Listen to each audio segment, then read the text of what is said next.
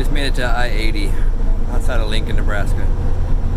And I'm having some deja vu because it was about this time last year when we made it to I-90 and the bus wheel came off. For those of you who haven't heard that story, I'll recap it real quick.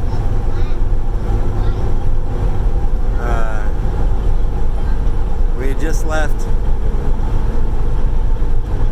Liberty Jail. A really neat experience there. Just learning about Joseph Smith suffering in that really awful prison. Liberty Jail was incredible to go see. It about the size of our bus, to be honest. And in the winter time, it was just horribly cold. They just had a draft window open, exposed all the time. They used that basement to hold ice for years to come, or after it was deemed an inhospitable place to put prisoners. So we were kind of it was kind of humbling to see that. And we kept on headed north, made it to I-90, where I was reflecting on that, and that's when the bus tire, I remember driving, right here, can't see it very good, but I look out the window, and, well, first I hear a thud, and then I look out the window, and the tires rolling into a hayfield. And later, I find it 200 something yards out there in the hayfield.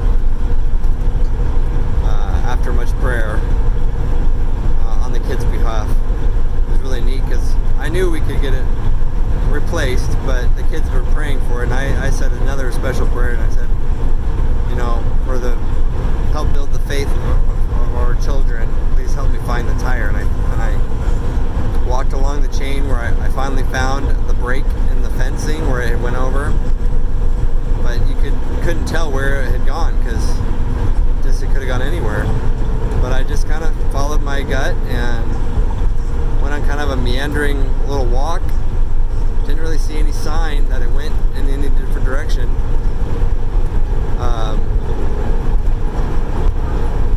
And it was not where I expected it to be.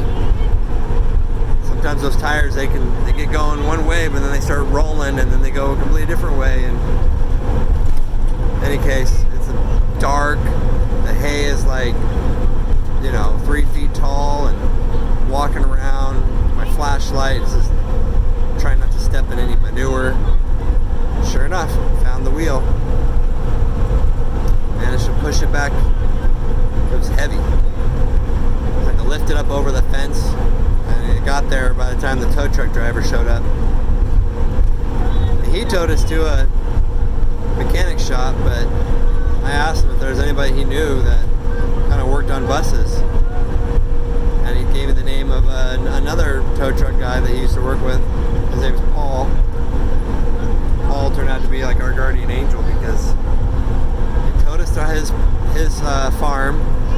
We all slept in the bus in his farm, and then he let us borrow his bus, which we then used to go to Utah, and he fixed our bus, which we paid him for when we eventually came back this way. It was a miraculous story. So I'm kind of humbled driving right now about the same time of day, almost the same day a year ago, and praying that the bus continues to function well as it has been, and we don't do that again tonight. Again, our scripture for the month is to Joshua 1:9. Have I not commanded you? Be strong and of a good courage. Be not afraid, neither be thou dismayed, for I, the Lord, am with you, whithersoever thou goest. So here we are in the precariousness of traveling across the vastness of the Great Plains in our bus with all these kids, praying that we can make it to our destination safely. You can say a little prayer for us to.